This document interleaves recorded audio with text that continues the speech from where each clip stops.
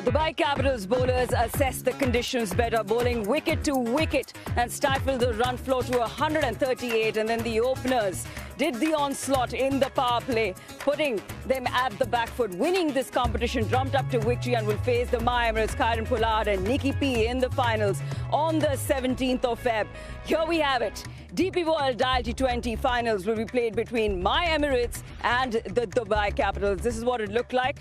Well, James Wynn stayed on till the end. He played a captain's knock, had a crucial 50, but along with him, Chris Jordan had a crucial 30. Usman Khan there with 21 and Overton adding another 12 runs. They reached 138, but just not enough on this pitch. The bowlers did the job from the Capitals, where, of course, you had...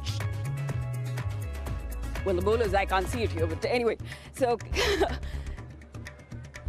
Dawson Dawson had one wicket out there, but the other way with the openers did the run chase. But I'm just really excited for the Dubai Capitals. That's where stammering, and especially when you've got Ross Taylor on your side. You have the energy up and about. Congratulations. Thank you. It's a big victory out there, and you're through to the finals. Now, just the way you started off this tournament and where you are. You came on the points table at number 4. It's number 4 versus number 1 in the finals. This is a turnaround of fortunes. What do you make of the tournament? Yeah, I mean, it's been a fantastic tournament to date, and I guess, you know, the ebbs and flows of 2020 cricket. Raza 6, I think, was probably the changing point. I think we'd played some inconsistent cricket up until then, but the momentum shifted, and, you know, some teams like to use the word momentum and some don't, but the momentum was in our favour, and we've just carried on and ran with it. But, you know, your batters look like they were playing on a different pitch altogether. I think we've had a few players come in, you know, Banton, Deploy, Tom, Abel. They've come in and, you know, come from a South African tournament to come into a wickets that are slightly, you know, two-paced. They've come out and batted very well and complemented, you know, Billings and Raza and our other middle order, and obviously bowled very well as well. Right. Well, we've got Darren Ganga and Rohan Gavaskar also in the house. Good evening, gentlemen. Big win out there for the Dubai Capitals. Did you expect Dubai Capitals to make it to the finals when the tournament started there, Rohan? Oh, without doubt. What sort of a question was that? I had them as one of my favourites. Yeah. Look, favourite. listen, yeah. I mean, they were tied, second phrase, between Emirates and Dubai Capitals. I had those two being in the finals for sure. What about you, Darren? Do you agree with him, first of all? Well, let me talk about what I have evidence for. I selected Dubai Capitals for this game to win. They've gone on to win. But again, I think credit must be given for the way they played, firstly when they bowl and how they batted. Ross Taylor, I'm curious to find out from you, what were the conversations like after you saw what transpired in the first half of the match, and then to see the approach from you guys? You know, we needed to make the most of that first 6 overs, and we saw how well Dawson bowled. We knew it would be tough, but, you know, when you get 70 odd in the first 6 overs, we took the momentum away from the game, and it was ours to lose. But we did still think it was going to be a tough chase. But I think the Jew did make our job a lot easier. Where I think it was very two-paced, and we were always going to bowl first. So it was a little bit surprising to see them put us in. It was a little bit tacky, and I think our bowlers utilised the conditions very well. But what we saw in that partnership is the value of a left-right combination. That's one. The second thing is the value of playing with a vertical bat on a surface that is keeping low. I think that was superb from both Banton and Deploy, because Banton was hitting the ball through the offside with a vertical bat, and the total opposite offside from Deploy. And really complemented each other. The bowlers were really put under the pump in the manner in which they played. If you watch the strokes which were played, first Banton, the right-hander, majority of his boundaries through the offside. And how good was Deploy? Yeah, I mean, I haven't seen a lot of him, but watched him in county cricket from afar on, you know, the scores.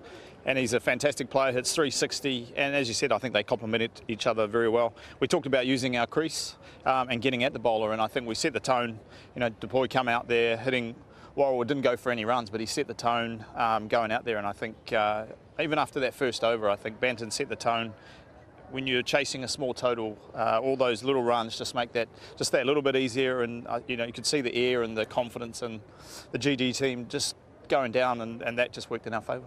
Yeah, well, the one thing that someone mightn't take notice of is the fact that during the middle phase, the runs scored were quite similar between both sides, 56 when the Golf Giants batted from over number 7 to 15 and only 58 during that phase of the innings with the bat from you guys, although you had a very good start. So that again shows the control that was shown after that early aggression that you spoke about. Yeah, I think we were the whole time, I think, in the first half of the tournament, we didn't get partnerships and we probably didn't assess the conditions well enough or quickly enough. And I think the way we've done in the last, especially the last 3 or 4 games, we've assessed the conditions well, we've batted in the partnership and we've taken it deep. I think, 2020 cricket's about people making contributions and key people are stepping up at the right time. Right.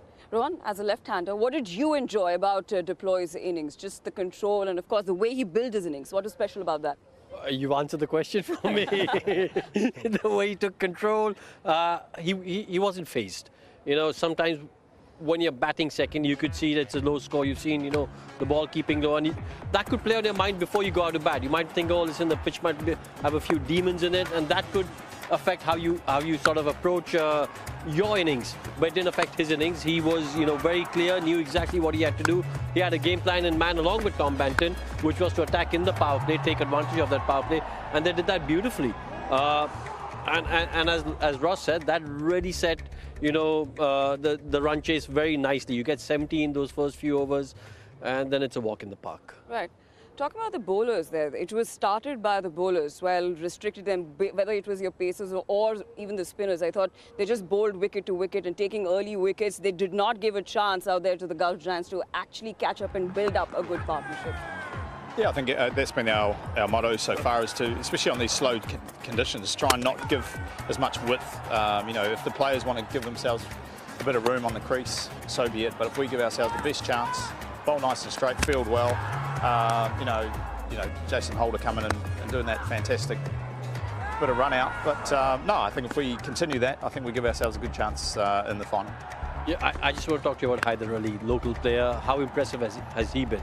I think the thing about Haider is what he wants to do. He wants to learn the questions that he asked, and he came with big reputation. I think we started the tournament with Rudolf Randemerva, hurt his back. He's taken his opportunity, and I don't think there's any going back on that. I think he's going to play a big part for Dubai Capitals in the years to come. I think he'll be one of the players they were wanting to be signed up already for next year. And as I said, he asked a lot of questions. He wants to learn, and I think that goes a long way to being a very good cricketer, and I'm sure he's just going to get better and better also. Right, Russ, well, it is looking like a team effort here, but you have to give a lot of credit, because I heard Sam Billings in the post-match, and he said, had that last ball 6 not happened by Sikandar Raza, the Dubai Capitals were never coming through into the playoffs. How special has that man been? Oh, he's been fantastic. Obviously, to win today, he bowled well, and we didn't need him with the bat. Quite often all those leading run scorers in the tournament are always guys who bat up the order, opening the batting, coming in at 3. But a guy to come and bat predominantly at 5 or 6 and to be one of the highest run scorers just shows you how valuable he has been to us. But his bowling, his leadership, and his all-round character has been fantastic, and I'm sure he's had a lot of success in this tournament in Dubai, and I'm sure he'll be looking to do that again in a couple of days' time. Well, Ross, I must confess that before this game, on 2 occasions, he came to me before the start of those previous 2 matches and asked me what was my choice, what was my prediction. I went against the Capitals and lost twice. Today, I didn't get the chance to meet him, but I chose the Capitals and I came up trumps. I want to find out, how is he in terms of his personality in the dressing room, away from the cricket field, maybe at the hotel? Yeah, I mean, he's in the team meetings and things like that. He's our vice captain now since David has gone away, and obviously his leadership and the way he talks. I've only played against him. This is the first time I've seen him in a coaching capacity, and he's been fantastic to deal with. He's had his family here, so we haven't seen him very often. We have a very nice pool at the hotel, so maybe I'm just stuck in my room, so I haven't seen him as often as I would like. But no, he's been fantastic. We want him to continue on this great form that he has showed, and hopefully we don't leave it to the last ball to need a 6 to win the game. So you're basically saying he's responsible, level-headed, and completely opposite of Darren Ganga. You put those words in my mouth, but yes, very similar. Is he going to come up and have a chat to you after? Well, I'm going to put you on the spot here. Is David Warner going to come and lead this team and replace Sam Billings? Unfortunately, I don't think he's got the approval from Cricket Australia, so Davey will be watching this from New Zealand, I think. They've got a series against, obviously, my homeland in a few days' time, so he's unable to be here, but he's been still involved in the team. He's still sending the group messages, and I'm sure he'll be watching from afar. Well, you know, since the time Sam Billings has taken leadership, the fortunes for the Capitals for sure has changed. Is there something special that he's bringing on the table as a leader? No, I think both him and Davey have been fantastic captains. Both got different styles. Yeah, I mean, that's the thing about 2020 cricket. Have we done much different? Not really, but our luck has changed. I think, little inside edges here and there, a couple of drop catches, and the boys have made the most of it. But no, Sam's got to take a lot of responsibility for the fortunes changing around and quickly. And yeah, I think, the way he's gelled the team together once Davey's lost, we've lost Davey, has been outstanding. And as I said, I keep coming back. Hopefully we've got one more game left in us. Right, there's something we'd like to show you, something fun that happened on the field where, look at this. Billings drops the catch, the umpire gives an out, and then he says, no, it's not out. Is there a sanction for him for dropping that catch? Sanction, yeah, and he went on to score a 50, went on to get a 52. No, because we saw the umpire give it, we're like, that's a shocking decision. But I didn't know that he had dropped it. So, no, I'm sure there will be some memes or Instagram posts about that going around in time, but in terms of fines, no. There's no fines, and you can't find the skipper either. He's been lobbying. You can't find the skipper. Especially when he's 100%. He's been lobbying for that prize, the cycle hub, the bike. Hey, by virtue of his brilliance in the field. He should get it anyway. Bolt's one should have been with two hands. His one, fantastic catch, both of them. Well, has there anything happened in your career so far where you've seen something like that, though? Where, a dropped catch and the umpire gives an out. Have you seen something like that in your career? I played this game in 2019 where we lost on boundary count in a World Cup final. Oh, yeah, that was a bit strange. Yeah, can you remember that? We don't want to go there. Oh, okay, yeah. It's heartbreak for everyone. So if you had a chance to vote on the catches, the brilliant catches that we've had this season, we'll reflect on them. What would your choice be? We sort of joked in the team that if Jason Holder had taken the catch, he wouldn't have had to move, where Billings has had to dive full stretch. Bolt should have taken two hands. Carlos, that's a goodie. I haven't seen. I think that one should win. Hose should win because of the celebration and getting injured afterwards. That in itself, I think, that's my favourite. Either Hose getting injured with a groin, or yeah, Billings one over here, just over here. The one at slip was a 9.5 out of 10. It wasn't quite there, but that was a 10 out of 10 catch. Let me tell you that a lot of people are voting for that to be one of the best catches of the season for sure. All right, you're going to meet the My Emirates. Now, does it help to know that in the group stage you've beaten them twice, so they haven't won against you? Does that add a bit of pump in your feet? Probably adds a little bit to them, but for me it's slightly different. I was coached. This is my second coaching stint. I was coaching at MLC as a batting coach for Seattle, and we lost to New York, Mumbai Indians team there. Nicholas Puran took us there. Both teams have gone on a different way to get there. Seattle, we were the top seed. We went there. Now GMR, we've come fourth and come the other way, exactly how Mumbai did it in America. So hopefully we can do that, and someone else can do a Nicholas Puran to them. All right. In a couple of days' time. I'm going to say congratulations on the win and all the best for the finals. Thank you. 17th of February. Is it? You're taking a breath, or? Yeah, I mean, I'm looking forward to it. I wasn't trying to bring the MLC into this, but it was more the GMR. Obviously have one there, here. Anytime you play, Mumbai Indians franchise associated team, you're in for a tough game, and I don't think they'll be any different in a couple of days' time. Thank you so much. Thanks a lot. Well, congratulations and all the best. Now, Sam Billings, we've spoken so much about him at length, and there are 3 words and 3 adjectives that we've used for him time and again: calm, composed, and matured. Well, there has to be a childhood that shaped this man into what he is today. Let me show you what he's had to say about it. Grew up on a farm, dairy farm, so yeah, quite a few cattle. some crops as well. So it's been a kind of family thing. My dad and his 3 brothers all play a part in the running of it. So yeah, it's an amazing place to be. True or false, you have milked a cow? True. What was that experience like?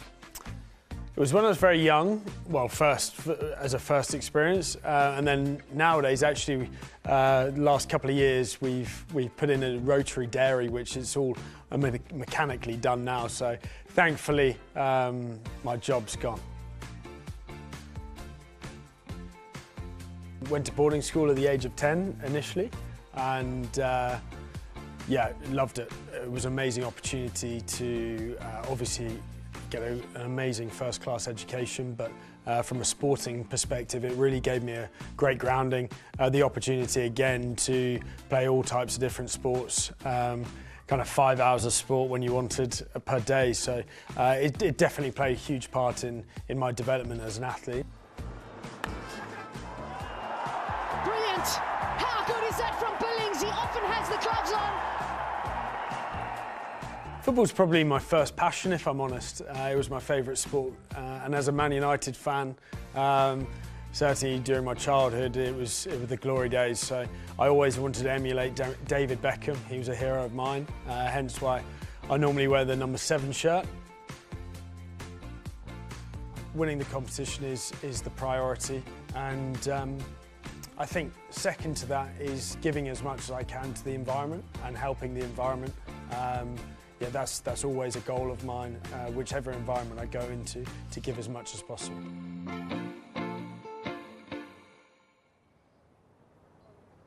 A strong character. He wants to do something for the environment. Ron, what are you doing for the environment? I want to know that.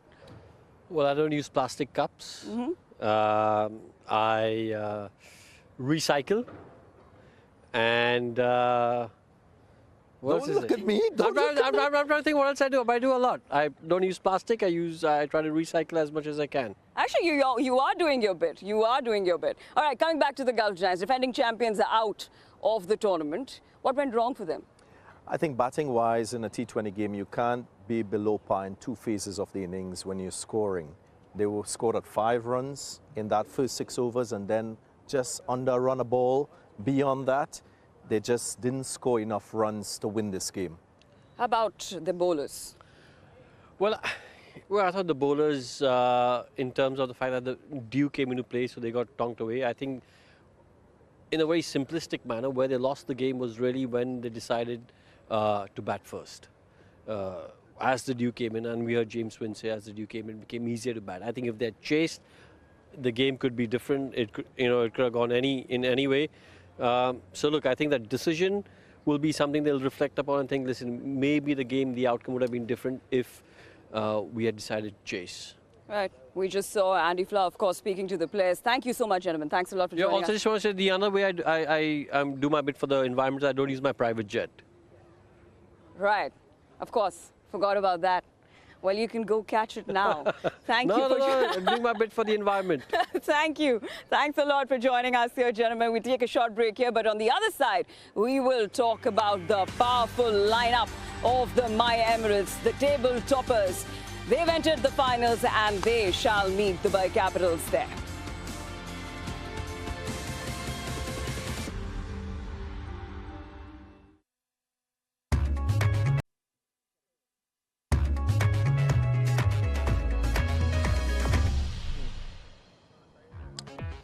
We have our finalists of the DP World ILT20 as My Emirates versus the Dubai Capitals in Dubai International Stadium. This will be on the 17th of Feb. You stay tuned as this action will continue.